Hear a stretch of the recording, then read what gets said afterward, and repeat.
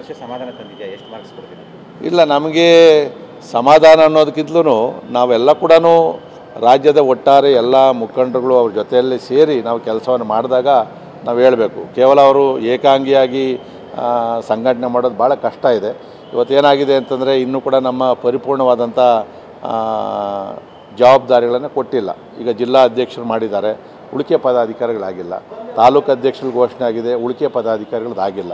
ಇದೆಲ್ಲ ಕೂಡ ರಾಜ್ಯಾಧ್ಯಕ್ಷರದ ನೇಮಕ ಆದಮೇಲೆ ಮಾಡಬೇಕು. ಪೂರ್ಣ ಮಟ್ಟದ ಸಂಘಟನೆ ನಾವು ಶುರುವಾದರೆ ಖಂಡಿತವಾಗಿ ಕೂಡ ರಾಜ್ಯಾಧ್ಯಕ್ಷರಿಗೆ ಇನ್ನೂ ಹೆಚ್ಚಿನ ಬಲ ಕೊಡುವಂಥ ಕೆಲಸ ಆಗ್ತದೆ. ಮುಂದುವರಿಬೇಕಾ? ಏನು ನಿಮ್ಮ ಅಭಿಪ್ರಾಯ? ಅಲ್ಲ, ಈಗ ಏನಿದ್ರು ಕೂಡ ನಾವು ಹೇಳಿದ್ರೆ ಆಗಲ್ವಲ್ಲ. ಈಗ ನಾವು ಬೇರೆ ಆಲ್ಟರ್ನೇಟಿವ್ ಕೂಡ ನಮ್ಮಲ್ಲಿ ಯಾರು ಕೂಡ ರಾಜ್ಯಾಧ್ಯಕ್ಷರು ಆಗ್ತೀವಿ ಅನ್ನೋರು ಯಾರೂ ಇಲ್ಲ. ಸೊ ಈಗ ಒಬ್ಬ ಯುವಕರಾಗಿ ಕೊಟ್ಟು 2 ವರ್ಷಕ್ಕೆ ನಾವು ತೆಗೆದುಬಿಟ್ರೆ ಏನಾಗ್ತದೆ ಅಂತ ಹೇಳಿದ್ರೆ ಅವಕಾಶವನ್ನು ಕೊಡ್ದಂಗೆ ಆಗ್ತದೆ ಅದರಲ್ಲಿ. ಅದಕ್ಕೋಸ್ಕರ ಇದ್ರ ಬಗ್ಗೆ ನಮ್ಮ ರಾಷ್ಟ್ರೀಯ ನಾಯಕರುಗಳು ಆ ತೀರ್ಮಾನವನ್ನು ತಗೊಳ್ಳಿ. ಸೊ ಕೊನೆಗೆ ನಮ್ಮ ರಾಷ್ಟ್ರೀಯ ನಾಯಕರು ಏನು ತೀರ್ಮಾನ ತಗೊತಾರೋ ನಾವು ಪಕ್ಷದ ಜೊತೆಯಲ್ಲಿ ಕೆಲಸ ಮಾಡ್ತೀವಿ. ಅಂದರೆ ಬೇರೆ ಅರ್ಹತೆ ಇರೋರು ನಾಯಕರು ಇಲ್ಲ ಅಂತ?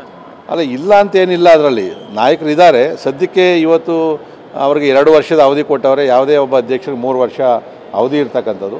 ಇನ್ನೂ ಕೊಟ್ಟರು ಇನ್ನೂ 1 ವರ್ಷದ ಅವಧಿ ಇರ್ತದೆ. ಯಾಕಂದರೆ ಪೂರ್ಣ ಮಟ್ಟದ ಅವಕಾಶವನ್ನು ಕೊಟ್ಟು ನೋಡಬೇಕಾಗ್ತದೆ ನಾವು.